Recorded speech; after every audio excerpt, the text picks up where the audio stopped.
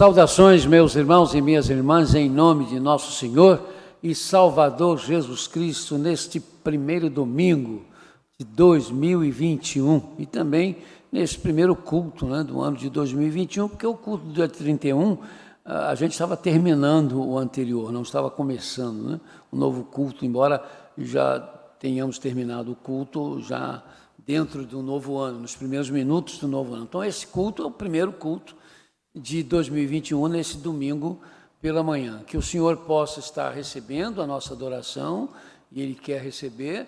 Isso tem a ver com a inteireza dos nossos corações.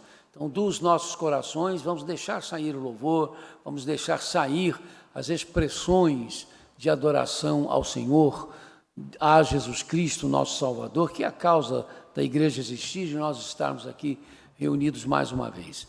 Bem, irmãos, passamos por várias dificuldades no ano que se foi, vamos enfrentar outras dificuldades, ainda estamos, sem dúvida, dentro das razões principais das dificuldades do ano passado, mas somos mais do que vencedores e vamos continuar vitoriosos pela graça e pela direção do Espírito Santo de Deus. Vamos passar, então, a direção desse culto ao irmão Cláudio, que é o nosso presidente do Conselho de Missões, e ele está nesse primeiro domingo nos ajudando na direção do nosso culto.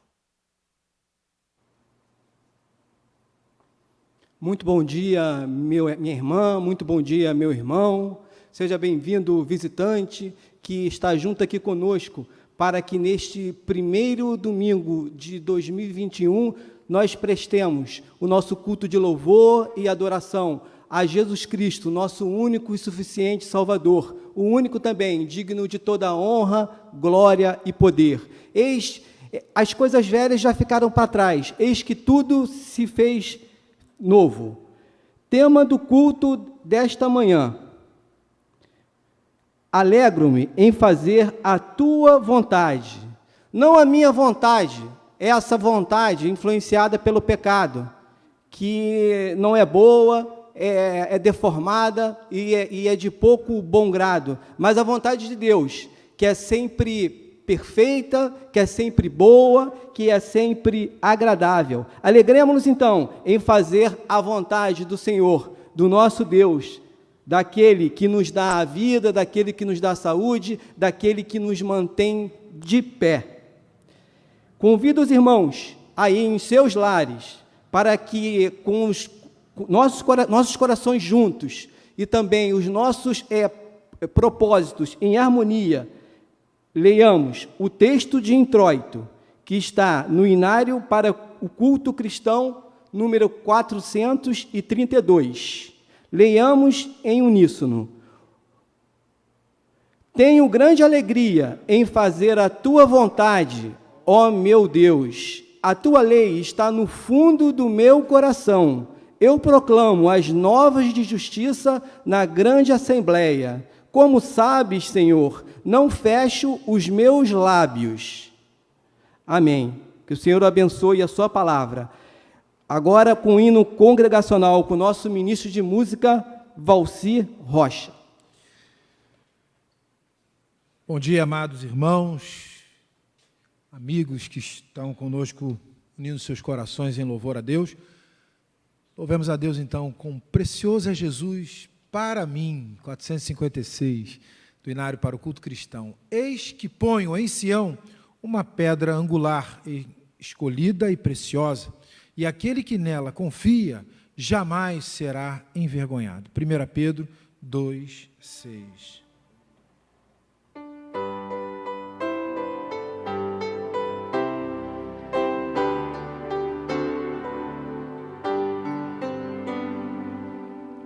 Desejo a presença do meu Salvador, as honras a Ele darei com louvor, porque sempre achei nele graça e favor. Precioso é Jesus para mim, precioso é Jesus para mim, precioso é Jesus para mim. Celeste prazer é Jesus conhecer, Precioso é Jesus para mim, batendo Ele a porta do meu coração. Humilde e paciente aguardou minha admissão. Do triste pecado outorgou-me perdão.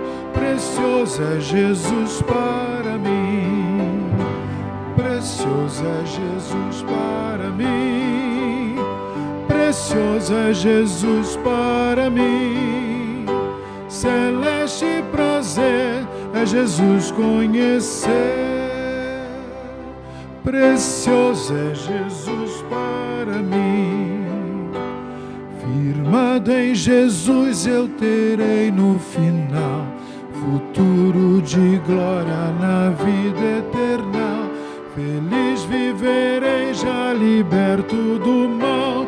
Precioso é Jesus para mim, precioso é Jesus para mim, precioso é Jesus para mim. Celeste prazer é Jesus conhecer. Precioso é Jesus para mim.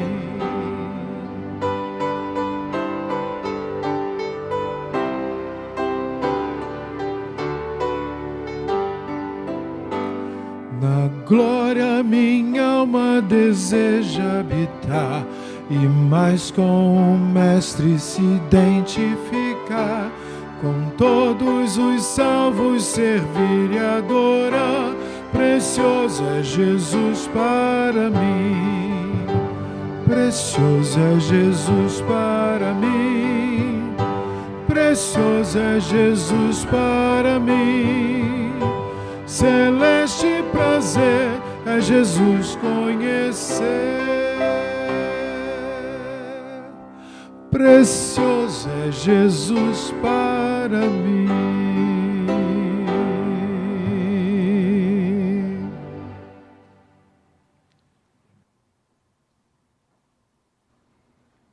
Amém. Precioso é Jesus para mim, precioso é Jesus para nós. Momento de confissão. Leamos. Recomendo que se façam súplicas, orações, intercessões e ações de graças por todos os homens. 1 Timóteo 2:1. Momento de oração com o nosso amado pastor Valdemir Alves da Silva.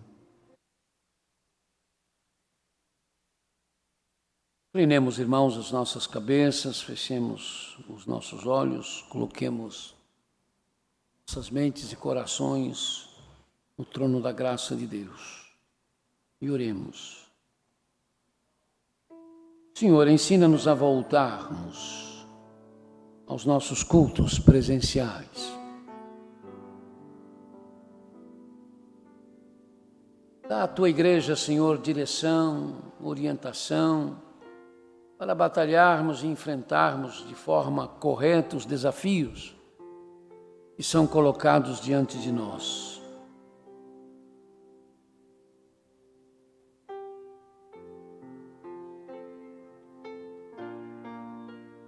Tem piedade dos que neste mundo, neste bairro, em nossas casas estão feridos, despossuídos, perdidos, quebrados, solitários, isolados. Usa-nos como tua igreja para socorrer essas vidas.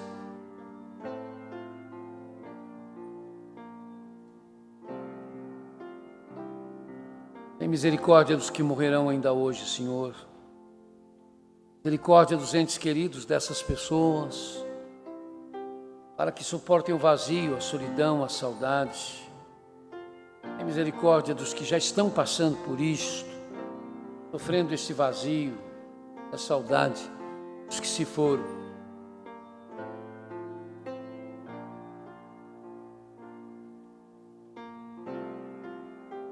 Tem piedade do nosso município, do nosso estado, do nosso país, as nossas terras queimadas, devastadas também pelo fogo da insensibilidade, da irresponsabilidade.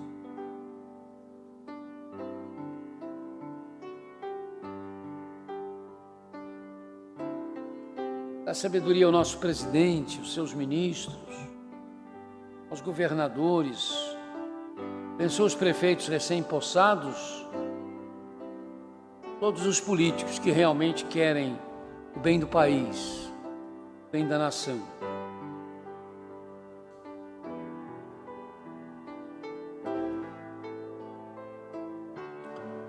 Senhor, olha os que estão sem fontes de ganhos, sem emprego, com seus recursos quebrados, exauridos, minguados. Em piedade dos que trabalham na segurança civil e militar.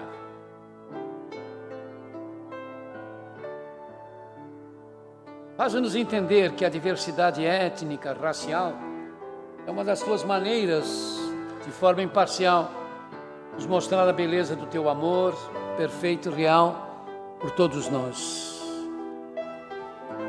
Ajuda-nos a cuidar dos órfãos e das viúvas sem assistência, dos especiais, drogados, refugiados, necessitados. Ajuda-nos, Senhor, a descobrir o que nós podemos fazer para tentar diminuir o abuso às crianças. Tem misericórdia das vítimas do tráfico humano. Tem piedade da raça humana. Ilumine os que estão trabalhando por vacinas e remédios outros. Apressa, Senhor, a cura desta pandemia. Abençoa os que, como profissionais da saúde, médicos, paramédicos, maqueiros, roupeiros, serventes presentes nesta árdua luta e que se juntam aos que nos hospitais e centros de saúde salvam vidas, colocando as suas em risco.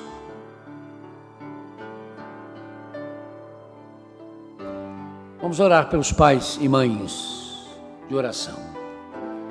Irmãos e irmãs que assumiram o compromisso de orar por jovens, foram divididos em grupos e eles assumiram a responsabilidade, indo a esses grupos, tomando dali o nome dos jovens pelos quais passaram a orar.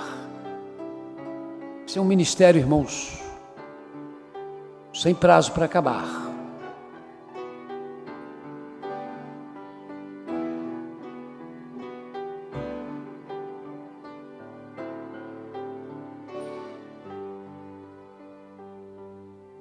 Vamos orar pelos enfermos, a nossa lista de intercessão. De acordo com a letra que começa o seu nome, você vai na nossa lista e vai encontrar um grupo de pessoas, irmãos, irmãs, amigos, cujos nomes estão lá para que nós oremos por suas vidas. Não deixemos de fazer isso. A Bíblia diz para orarmos uns pelos outros, para chorarmos com os que choram.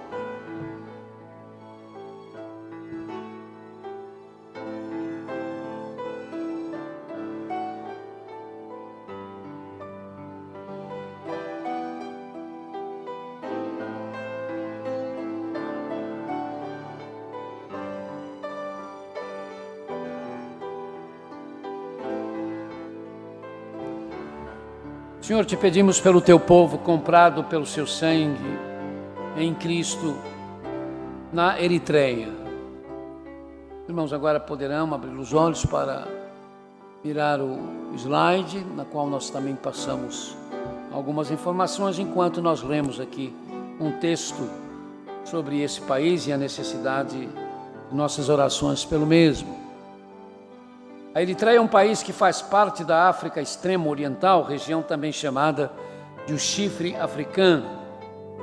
Tem 6.082.000 habitantes e, em termos de religião, as estatísticas oficiais falam de 50,2% de muçulmanos e 47,3% de cristãos, mas há dados extraoficiais que falam que os cristãos são 53%.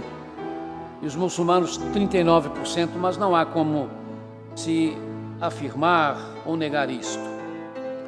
O governo reconhece 4 religiões, a saber, o islamismo sunita, a igreja ortodoxa, a igreja católica romana e a igreja luterana. Os ortodoxos são o maior grupo cristão, na maioria descendentes de etíopes, e têm parte ativa na política do país. Fora desses 4 segmentos religiosos, o governo proíbe com mais rigor a uns grupos, com menos a outros. Os adventistas do 7º dia, por causa do trabalho social, por exemplo, gozam de certa tolerância, mesmo sem serem reconhecidos, e ainda não conseguiram o reconhecimento, embora tenham tentado. Eles se chamam de adventistas da diáspora. Há cerca de 20 mil evangélicos não registrados, na maior parte pentecostais, mas sabe-se que há batistas, luteranos não reconhecidos e presbiterianos em meio a esses evangélicos clandestinos.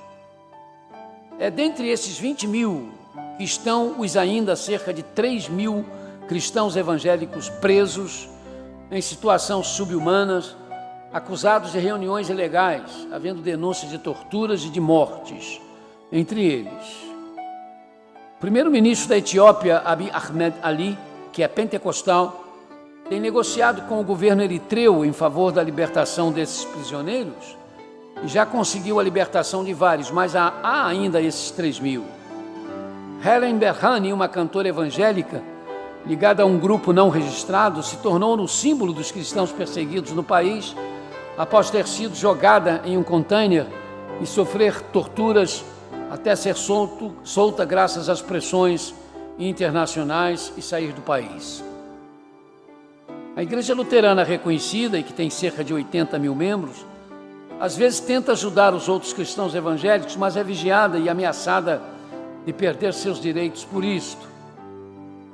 Além da perseguição do governo eritreu, os cristãos evangélicos clandestinos são caçados pela milícia islâmica do Al-Shabaab, que acusa esses crentes de entrarem na Somália para converter muçulmanos. Apesar dessa situação, esses evangélicos não permitidos estão crescendo, o que preocupa as autoridades. Este país é às vezes apelidado de a Coreia do Norte da África e é considerado pela Associação Internacional dos Jornalistas como o pior país para a imprensa em todo o mundo. Vamos orar, irmãos, pelo corpo de Cristo na Eritreia. Vamos orar pelas autoridades desse país.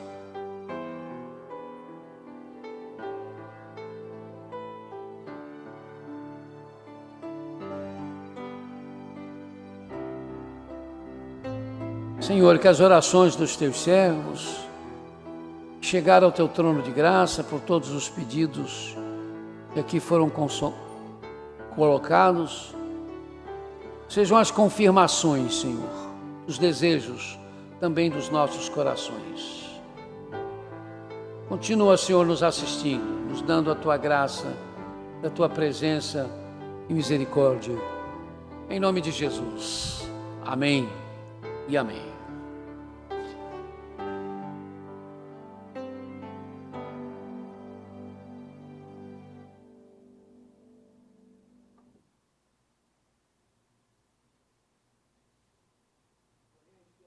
Igreja perseguida da Eritreia, e agora também, continuando com missões, vamos apresentar um vídeo preparado pelo pastor Harley, o vídeo sobre a MOR, Missões e Operação Redenção.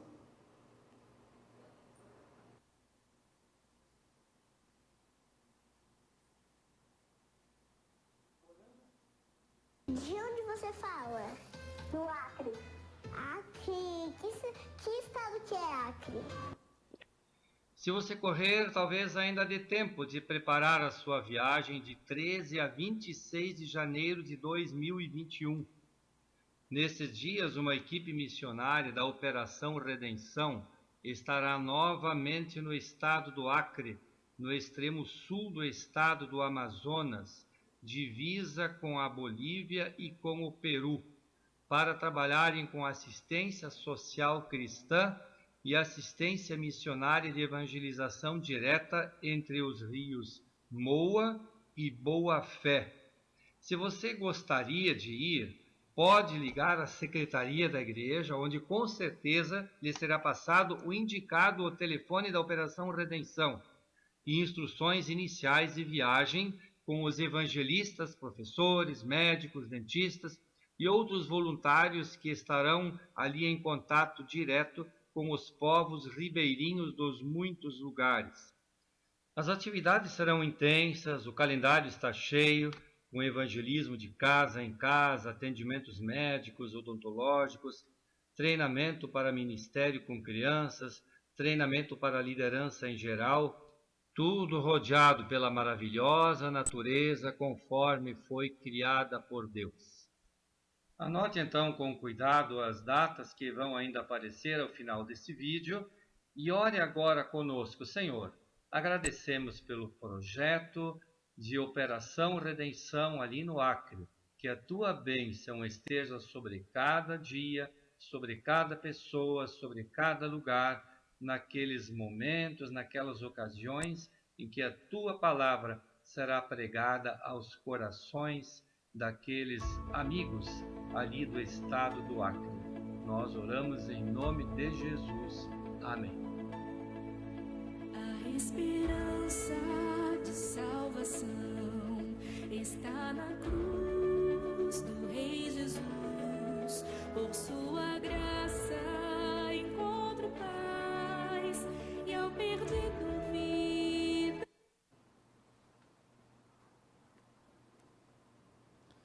Que o Senhor, então, abençoe esse projeto missionário, que também é um projeto social. E o Senhor também abençoe a vida do pastor Harley. Proclamação e edificação. Leiamos. Deus é poderoso para fazer que lhes seja acrescentada toda a graça, para que em todas as coisas, em todo o tempo, tendo tudo o que é necessário, vocês transbordem em toda boa obra. 2 Coríntios 9, 8. Celebração da palavra com o nosso pastor Valdemir.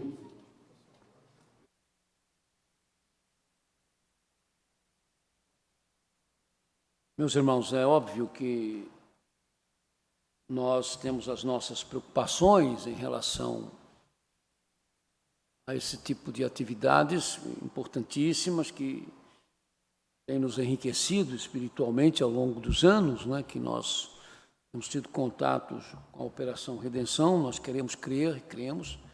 Todas as medidas e precauções, né, foram tomadas por causa da Covid-19, tanto em relação aos que estão indo, como também em relação àqueles, né, que vão receber a presença dos nossos irmãos.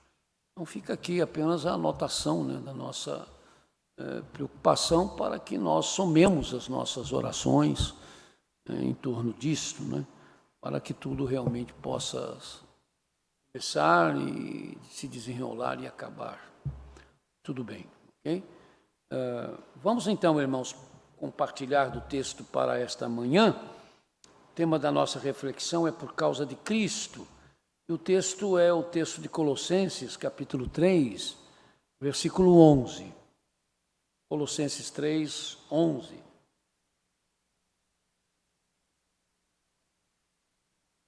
Colossenses 3, 11. Nessa nova vida, já não há diferença entre grego e judeu, circunciso e incircunciso, bárbaro e cita, escravo e livre, mas Cristo é tudo e está em todos. Este conhecido texto de Paulo nos faz afirmações que considero são essenciais para o nosso cristianismo hoje. Primeiramente, o apóstolo falou de uma nova vida. Nessa nova vida, ele disse: e eis uma realidade, meus amados, que não tem sido muito pensada, não tem sido muito trabalhada em nossas igrejas hoje, claro, com algumas boas exceções. As pessoas estão se tornando membros das nossas igrejas, elas estão sendo batizadas, Mas esta realidade é de que para ser membro da Igreja de Jesus Cristo, membro mesmo da igreja local, da igreja visível, se pressupõe que tal pessoa é alguém espiritualmente regenerada, ou foi alguém espiritualmente regenerada, alguém que estava morto ou morta para os seus pecados, mas que ressuscitou em Cristo para uma nova vida. Esta realidade não está sendo mais cobrada ou pedida de forma enfática, como era em boa parte das nossas igrejas. Mas fica claro à luz do texto de que a tal nova vida em Cristo se reveste de consequências enormes, a ponto de reconciliar, de unir o que a princípio não tinha como ser unido. Foi isto que Paulo mostrou ao falar de gregos e judeus. Para os judeus, os gregos ou gentios eram imundos, imundos em suas práticas, imundos em seus costumes, imundos em suas leis dietéticas. Eram idólatras, imorais. Por sua vez, para os gregos ou gentios, os judeus eram arrogantes, pessoas fáceis de não se gostar. Mas em Cristo, gregos e judeus se uniam. Esta nova vida em Cristo tornava isto possível. Em Cristo, judeus e árabes se unem. Foi isto que Paulo mostrou, irmãos, ao falar de circuncisos e de incircuncisos.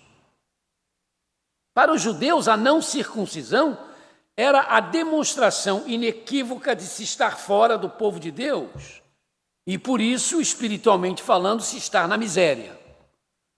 Mas em Cristo não havia diferença entre circuncisos e incircuncisos. Não há diferença entre circuncisos e incircuncisos, pois a marca do povo de Deus não é mais a circuncisão, como nos tempos do Antigo Testamento, no tempo do povo hebreu, do antigo povo de Deus. A marca do povo de Deus agora é a marca da cruz de Cristo, ou seja, da salvação recebida em Cristo, graças à sua crucificação, que inclusive deixava de ser, como era a circuncisão, a marca de um povo racialmente determinado, para ser agora a marca de um povo salvo, independentemente da sua raça. Foi isto que Paulo mostrou ao falar dos bárbaros e citas, juntando duas raças conhecidas pela inferioridade cultural em relação aos gregos, aos judeus e também aos romanos. Isto para dizer que em Cristo, a nova vida que Cristo traz, faz com que essas pessoas não importantes fossem tão importantes como os filosóficos gregos, como os teologicamente falando importantes judeus e como os romanos, em termos de dominadores. Foi isto que Paulo falou ao falar dos escravos e livres. Socialmente falando, são duas realidades irreconciliáveis, mas escravos e livres, à luz do cristianismo, por causa do cristianismo, escravos e livres que estavam se convertendo a Cristo e em Cristo estavam recebendo a mesma importância. A tal nova vida em Cristo fazia acontecer isto. Escravos e livres, ao se converterem, se chamavam de irmãos e irmãs. Era uma forma do cristianismo se posicionar contra a escravidão, sem ter de pregar violência, movimentos que, com o passar da história, muitas vezes se tornaram indispensáveis, infelizmente, não é? Eu me tornei membro da igreja com 7 para 8 anos, e no meu tempo se enfatizava muito na profissão de fé esta questão da nova vida em Cristo. Ou não? Nem por isso todos os que se batizavam estavam realmente convertidos, mas havia esta preocupação pelos frutos vocês conhecerão aqueles que seguem a Jesus. Mateus 7,20. Lembro-me de ter ouvido que em um determinado país, eu não me lembro mais qual, creio que era da Europa Oriental, alguém só era batizado, isso nos meus tempos de menino eu vi isso, alguém só era batizado quando trazia outro alguém que havia aceitado Jesus Cristo por causa do testemunho dessa pessoa que estava para ser batizada. Entendeu? Eu vou me batizar, quero me batizar. Você só vai ser batizado quando você trouxer alguém que você levou a Cristo, depois que você se converteu. E com certeza, irmãos, com certeza isso me faz pensar no fato de que desde que me converti há 62 anos, muitas coisas mudaram no cristianismo que sigo. Muita coisa mudou na maneira de se fazer o culto, no tipo de música que nós usamos como louvor e até de instrumentos. No meu tempo, na igreja em que eu estava, o violão não era bem aceito. E havia muitas igrejas batistas que se recusavam a permitir o uso do violão, porque o violão era sempre chamado de um instrumento da boemia. Não é? A grande Fanny Crosby, uma das maiores compositoras de hinos de todos os tempos e que foi chamada pelo Senhor em 1915, ela causou um escândalo enorme quando usou um violão para cantar uma de suas composições. Hoje nós usamos violão à torta e à direita. Pandeiro, na minha época, na igreja, sem nem pensar, era quase que uma blasfêmia. Os irmãos pentecostais já usavam. Já usava violão, já usava viola, já usava pandeiro, né? Os pentecostais sempre tiveram essa facilidade de assimilar a cultura do povo onde eles entravam e com eles não tinham muita essa dificuldade. Mas entre nós, batistas, metodistas, presbiterianos, anglicanos, luteranos, você não queira pensar, pandeiro era o fim do mundo. Hoje nós já temos pandeiro também, não é? Dentro da igreja. Quando eu resolvi permitir o uso da bateria aqui na igreja, né, Fernando Volotão sabe disso, eu tive, irmãos, problemas sérios. Alguns irmãos ficaram muito aborrecidos. Eu até pensei que dessa vez eles vão me mandar embora. Mas a paciência dos irmãos sempre foi grande demais e eles foram, ele está novo, ele está começando agora, deixa ele adiante. E hoje nós já temos, nem sei que bateria já é essa, se é a 8ª, 9ª e cada vez mais sofisticada, né? E nos faz um bem muito grande, a gente sente falta, né? A gente sente falta, estava sentindo falta hoje, acho que foi o Anderson, o Fernando, sei que criou ali um bombo ali no teclado, ficou legal, ficou bom, né? Porque ele estava sentindo a falta, né, desse negócio. Ouvi algumas vezes os lamentos de um casal muito querido aqui da igreja, ambos já estão com o Senhor, e que se sentiam muito tristes, porque um dos seus filhos estava fora da igreja, porque fora excluído ao ser encontrado jogando futebol num domingo. Numa tarde de domingo ele foi excluído. Foi uma assembleia, uma semana depois, e se excluiu o rapaz. E nessa época o moço ainda continuava excluído. A bola de futebol era chamada pelos crentes pentecostais de ovo do diabo. Isso no meu tempo, tá? Eu já estava vivo, eu era testemunha de estudo. Aliás, eu tinha uma bola de futebol, eu sempre fui muito ruim de bola. Eu sempre fui mais ou menos como goleiro, fui razoável. E eu, como a bola que eu ganhava, a bola era minha, então eu jogava porque a bola era minha, senão não tinha jogo, né? Mas às vezes eu tinha que fazer isso escondido, né? Porque papai não gostava, não por causa dele, ele em si não ligava muito, mas é por causa dos comentários, do que se falavam. Aqueles irmãos então diziam, esses irmãos dos quais eu estou falando, excluíram meu filho por causa do futebol, mas hoje há jogadores de futebol que são batistas e meu filho não entende isso. Por que era pecado na época dele e não é mais pecado hoje? Aliás, pelo que eu soube, o primeiro jogador cristão evangélico de futebol no Brasil foi um jogador do Flamengo. Apesar da minha pirraça com o Flamengo, eu tenho que engolir esta, né?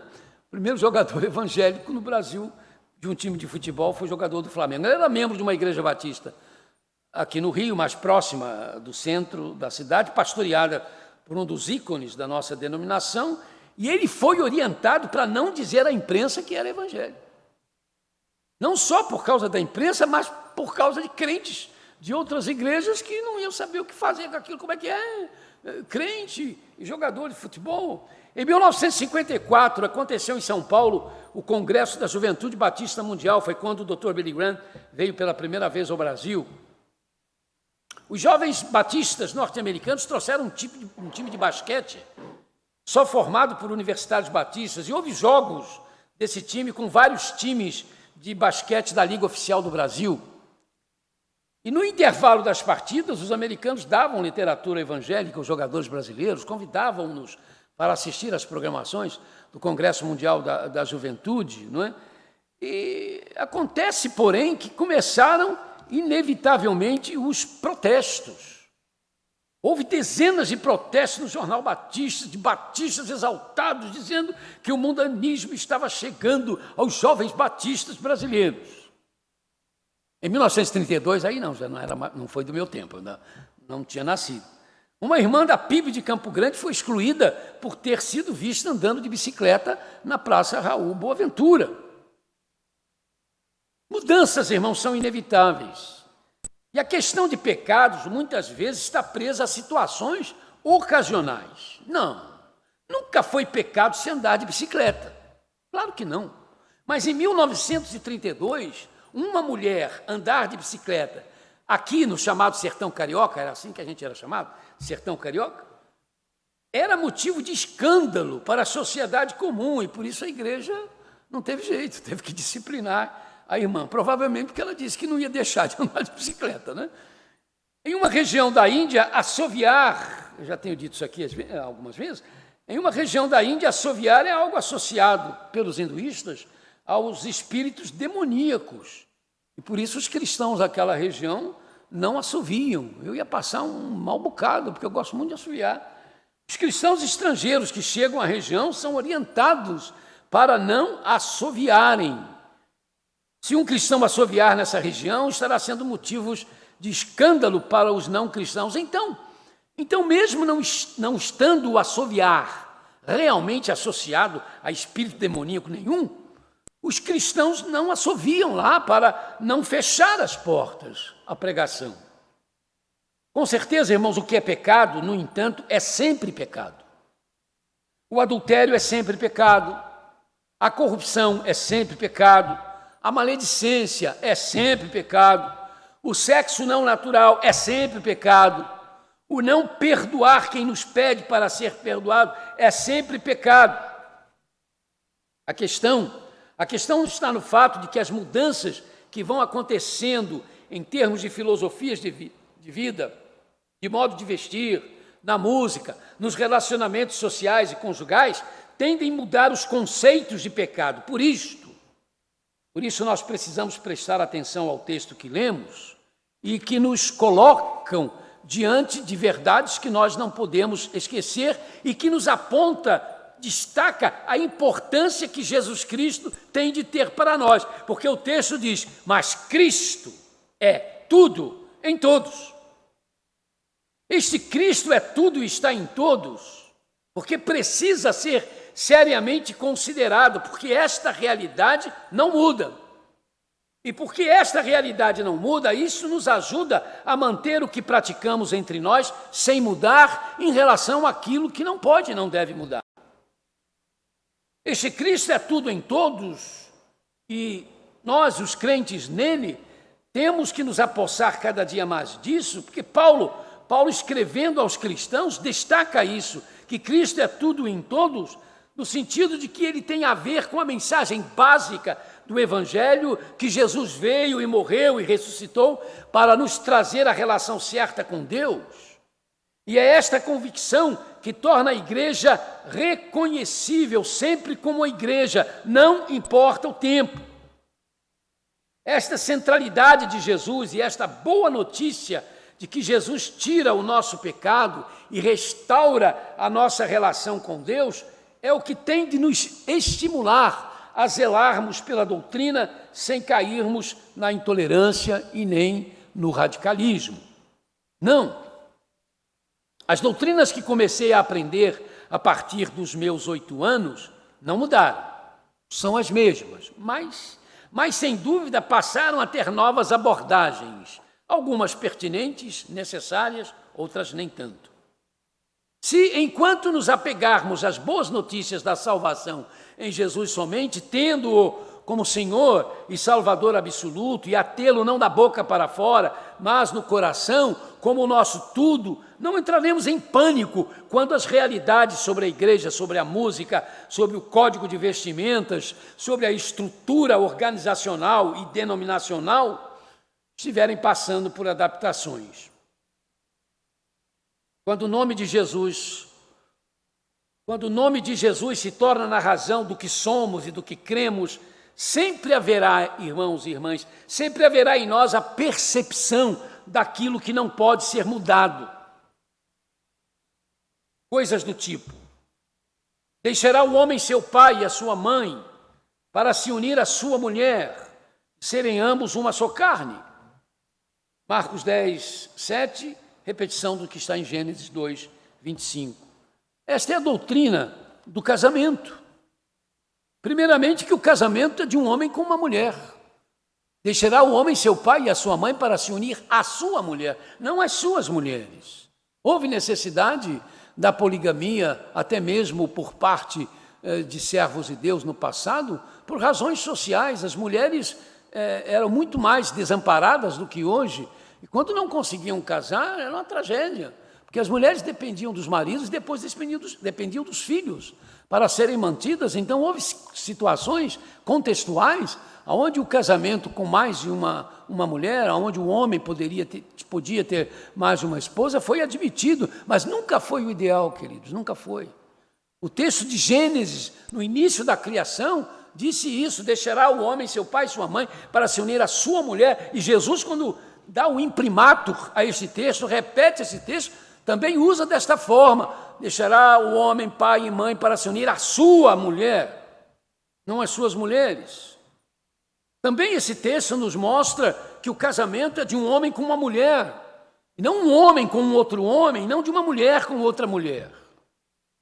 A contextualização desta doutrina é a contextualização nos dada pelo cristianismo, porque se no Antigo Testamento deviam morrer os que não fizessem desse modo, no cristianismo de Cristo, que da lei de Deus nos passou para a graça de Deus, ninguém tem mais de morrer por desobedecer esta doutrina acerca do casamento, a saber, o casamento é a união entre um homem e uma mulher, e não de um homem com outro homem, de uma mulher com outra mulher. Não, ninguém tem de ser apedrejado, ninguém tem de ser humilhado, ninguém tem de ser aviltado por achar que o casamento não tem de ser assim, homem e mulher. Mas isto não significa que tenhamos de aceitar, em nome da nova sociedade, esta desobediência sem manifestar a nossa oposição, mesmo que ela nos leve a dificuldades. Quando se discutia essa questão da aprovação da lei, defesa da união entre mesmos sexos, houve uma série de questões e até algumas coisas apareceram no ar, como que, por exemplo, o parlamento brasileiro poderia estudar a lei de que todo pastor e padre que se recusasse a fazer casamentos ditos homoafetivos perderia o direito de fazer o casamento civil. E até aqueles que insistissem em colocar isso como pecado, né, dependendo da forma como fizesse, seriam presos. Então, eu me lembro que alguém muito importante da nossa ordem disse para nós: bem, irmãos, vamos nos preparar para ser presos. E nós não podemos coadunar com isso. Não temos que ofender ninguém, não temos que machucar ninguém, obviamente que não. A nossa mensagem é de amor, é de misericórdia, mas não podemos simplesmente aceitar ou até nos calar, né? Porque não podemos dizer isso é assim mesmo, isso tem que ser assim, porque a ideia que se está passando é que isso tem que ser assim. As pessoas estão aceitando isso como se foram as coisas as mais naturais do mundo. Quando o nome de Jesus se torna na razão do que nós somos e do que cremos, sempre haverá em nós a percepção do que pode ser mudado, do que não pode ser mudado. Coisa do tipo: eu sou o caminho, a verdade e vida, e ninguém vem ao Pai senão por mim. Não há como adaptar, não há como harmonizar isto com as crenças do tipo: Cristo está presente em todas as religiões, e assim todos os que em suas religiões são honestos e honestas e façam o bem ao próximo são salvas, e salvas pelo que Cristo já fez na cruz. O argumento é capcioso. Ora, um caminho existe para ser seguido, a verdade existe para se viver orientado por ela, e a vida é para ser proclamada como sendo vida de fato. Não há como Jesus ser caminho, verdade e vida para quem desconhecer o que ele fez e, assim, poder, como ele fez, se apontar como caminho, não um dos caminhos, como a verdade, não uma das verdades, e desta forma como a vida em termos absolutos. É bom lembrar que ele, Jesus, diz: quem me confessar diante dos homens, eu confessarei diante do meu Pai, que está no céu. Mateus 10, 32. Quando o nome de Jesus se torna a razão do que somos e do que cremos, sempre teremos cuidado com aquelas doutrinas que nos caracterizam como batistas. Não é para que nos tornemos donos da verdade ou nos achemos superiores aos outros cristãos, como se o Espírito Santo de Deus só se sentisse à vontade entre nós, o que obviamente não é verdade, mas porque a coerência nos faz bem. E saber naquilo que nós cremos e porque cremos é uma questão de coerência. E eu acho que isso é bom para todo mundo. De vez em quando eu encontro uns presbiterianos aí de pé grande. Eu fico feliz pela convicção dele. Enquanto metodista, às vezes também arraigado lá nos princípios dele, fico contente, assembleando, roxo. E eu fico contente, porque ele está procurando ser coerente com aquilo que ele crê, e nós da mesma forma. Não se rejeitam, irmãos, as novas ideias apenas por serem novas, pois nós devemos aprender e podemos aprender sempre com as coisas novas, graças à mente que nos foi dada na criação e nesta mente que é renovada em Cristo Jesus. Então, quando formos colocados neste ano de 2021, diante das rápidas mudanças em nossa sociedade, diante de um novo aprendizado que pode ameaçar nossas formas familiares de fazer as coisas, ou de as formas familiares de nos relacionarmos com Deus, vamos nos lembrar de que seguir Jesus requer sim, que nós nos apeguemos ao Evangelho sempre, mas que isto não nos proíbe de avançarmos para entender o que Deus está fazendo no contexto que estamos vivendo, no contexto atual. Sim, isso às vezes, algumas vezes e até muitas vezes, poderá se tornar em um trabalho intimidador e difícil, mas busquemos, em nome do Senhor Jesus, no Espírito Santo, busquemos o permanecermos centrados nele, em Jesus, para que não deixemos de perceber no meio das coisas novas, das ideias novas, dos comportamentos novos, o que Deus pode estar fazendo para que aprendamos. Assim como Deus, Criador e mantenedor do universo, tornou-se gente em Cristo Jesus, gente como a gente e como gente. Ele teve de nascer de uma mulher, ele precisou aprender a caminhar, precisou aprender a falar, a comer, a beber. Nós em Cristo também temos de aprender sempre nesta nossa vida, inclusive como sermos sempre dele, Jesus Cristo, em todas as circunstâncias. Tenhamos Jesus como nosso tudo e vamos aprender da forma correta e útil, sem corromper a doutrina, nem os nossos costumes e muito menos a Igreja de Cristo. Vamos aprender como nos relacionarmos com essas novas situações, como as enfrentarmos e como, pela misericórdia de Deus, trabalhar para que se destaque sempre esta verdade acima de toda e outra qualquer verdade. Cristo em tudo.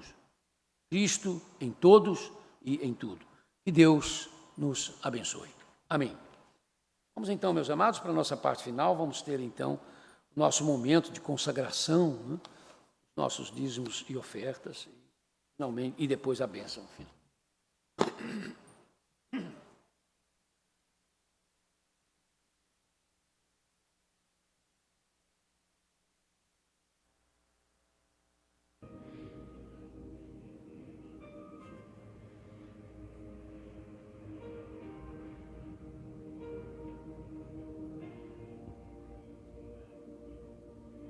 Tu és a minha luz, a minha salvação, e a ti me renderei.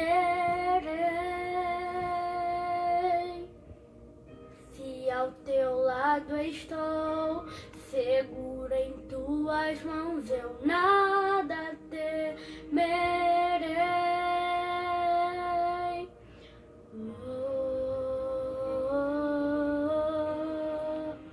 Tu és santo, ó Senhor.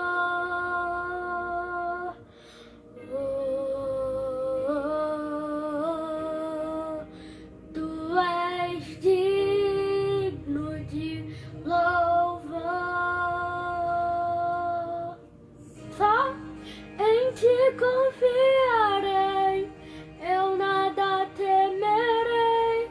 Em frente eu irei, pois eu sei que vivo estás, e um dia voltarás do céu pra nos buscar, pra sempre reinarás. Aleluia.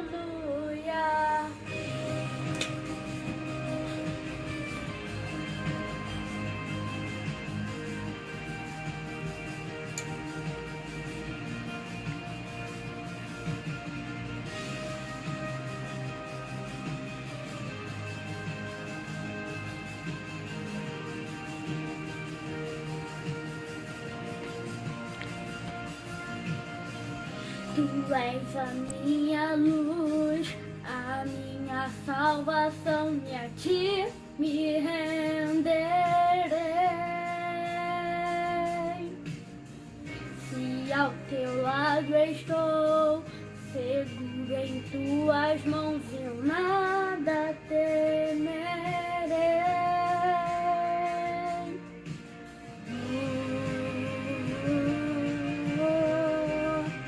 Tu és santo, ó Senhor.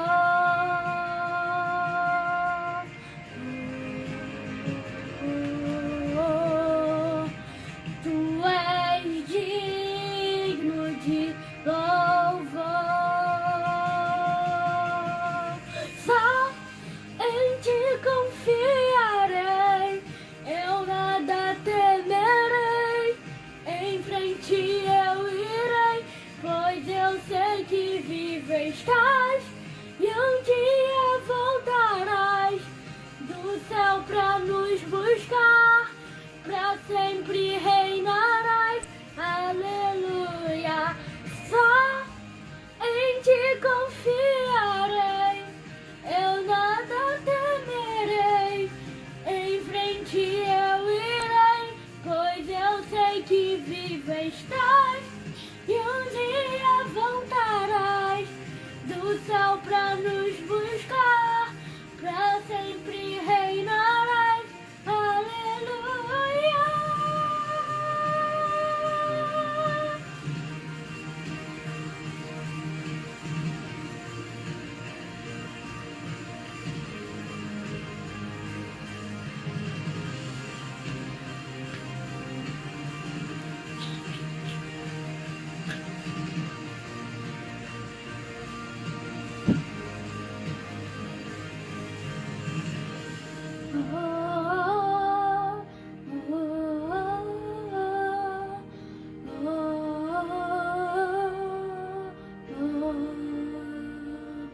Vem Jesus, vem Jesus,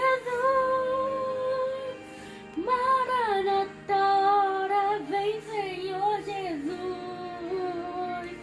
Vem Jesus, vem Jesus, Maranata, ora vem Senhor Jesus. Vem Jesus, vem Jesus, Maranata, ora vem Senhor Jesus. Vem Jesus, vem Jesus, Maranata, ora vem Senhor Jesus. Vem Jesus, vem Jesus, Maranata, ora vem Senhor Jesus. Vem Jesus, vem Jesus, Maranata, ora vem Senhor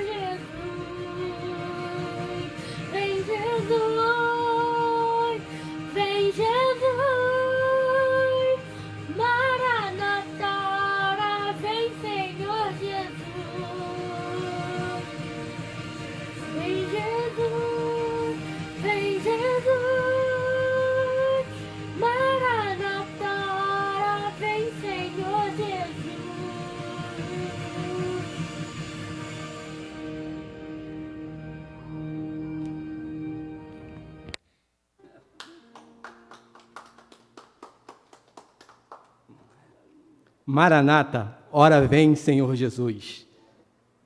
A entoação desse hino pelo Davi é uma verdadeira pregação. Pregação também foi a do nosso pastor Valdemir. E nesta época em que todos nós anseiamos por uma vacina contra uma doença, o pregoeiro de Deus, nosso pastor Valdemir Alves da Silva, nos trouxe aqui o remédio, não um, mas o remédio, a panaceia de todos os males, aquele que cura qualquer enfermidade, inclusive a pior dela, que é a enfermidade da perdição eterna, que se chama Jesus Cristo. Passemos agora, meus irmãos, para um momento de louvor e consagração. Leamos: quanto aos nossos, que aprendam a dedicar-se à prática de boas obras, a fim de que supram as necessidades diárias e não sejam improdutivos. Tito 3,14. Este momento é um momento dedicado aos servos do Senhor, aos membros desta igreja, que, numa posição de lealdade à grei e fidelidade ao Senhor, trazem aqui ao gasofilácio, depositam também nas contas da igreja e durante a semana têm o prazer de vir aqui à casa do Senhor, à casa do tesouro, para trazer um pouco do muito que Deus tem entregue a eles. Isto é um milagre da contribuição. E você, meu amigo visitante, que nos assiste, que participa conosco neste culto de louvor e gratidão e adoração ao nosso único e suficiente Salvador, a Jesus Cristo, não está impedido de participar. Se você quiser, poderá também fazê-lo, e verás o que Deus fará em sua vida. Amém. Passemos agora para o nosso ministro de música. Hino 433, usa Senhor. O Senhor os escolheu para estarem diante dele e o servirem para ministrarem perante ele. 2 Crônicas 29, 11.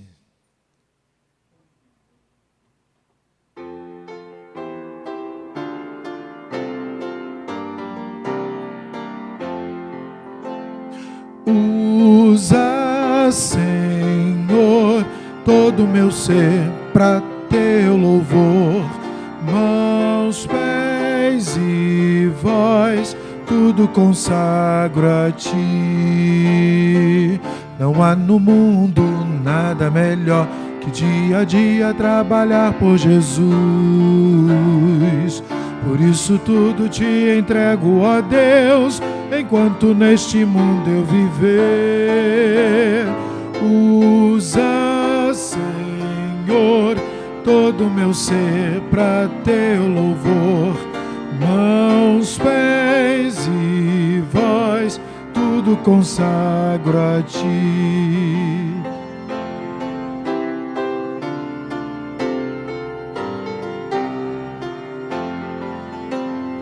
Usa, Senhor, todo o meu ser para teu louvor, mãos, pés e voz, tudo consagro a ti. Não há no mundo nada melhor que dia a dia trabalhar por Jesus. Por isso tudo te entrego, ó Deus, enquanto neste mundo eu viver. Usa, Senhor, todo o meu ser para teu louvor, mãos, pés e voz, tudo consagro a ti, tudo consagro a ti, tudo consagro a ti. Amém. Vamos fazer a leitura dos aniversariantes. Façamos então. Dia 3, Claudemiro Assunção Pereira. Davidson da Silva Rosseto. Dia 4, João Vitor Campos Nobre. Dia 5, Eduardo Fernandes Larrúbia. Rosemary Santos e Santos. Viviane Muniz da Silva Fragoso. Dia 6, Guilherme Fure da Rosa e Silva. Dia 7, Rodrigo Vasconcelos Peçanha e Wanda Gabriel da Silva Ferreira. Dia 8, Dinete da Silva Nunes e Sidney Alvim Júnior. Dia 9, Georgia Ramos dos Santos de Benevides e Mariana Borges de Souza. Aniversários de casamentos. Dia 8, Gilberto e Jaqueline, 27 anos. Bodas de Crisoprásio. Jansen e Ellen, 10 anos. Bodas de zinco. E dia 9, Douglas e Tamires, 5 anos. Bodas de madeira.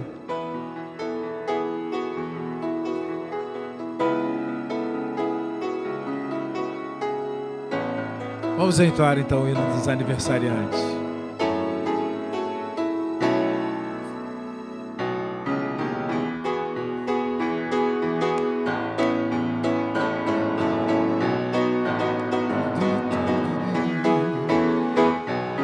Neste dia especial, seu sorriso é sem igual, não dá pra esconder. A alegria que é sem fim transformou-se no jardim e tudo porque mais um ano de vida o Senhor lhe deu. Posso ver um novo brilho em seu ser. Muitas bênçãos lá do céu lhe concedeu. Por isso vamos cantar parabéns pra você. Por isso vamos cantar parabéns pra você.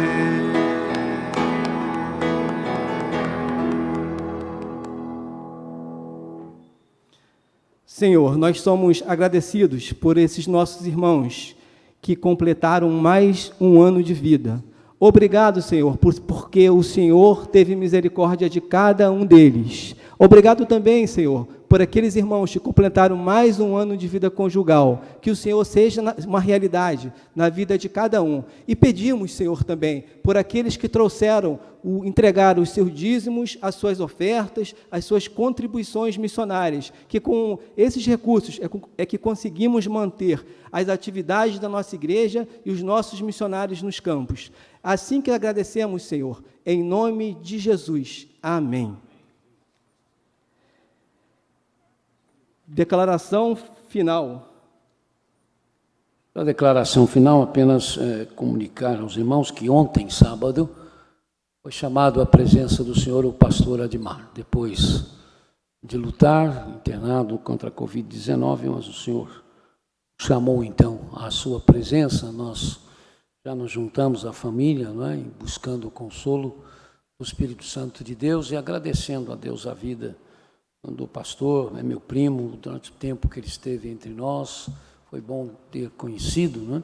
E nós temos razões de ação de graças por esta vida que se foi. Vamos então ouvir a nossa declaração final e a bênção.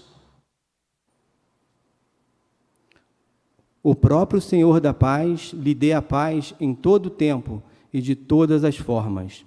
O Senhor seja com todos vocês. 2 Tessalonicenses 3,16. Vamos ter então as palavras finais de despedida do culto, né? Lembrem-se do fariseu e do publicano. Não se esqueçam da igreja sofredora. Levante seus olhos e vejam os campos que estão brancos para a sua ceifa. Amem e orem por suas famílias. Cuidem dos órfãos e das viúvas desamparadas, dos viciados, dos drogados e dos refugiados e necessitados. Entramos para adorar, saiamos para servir.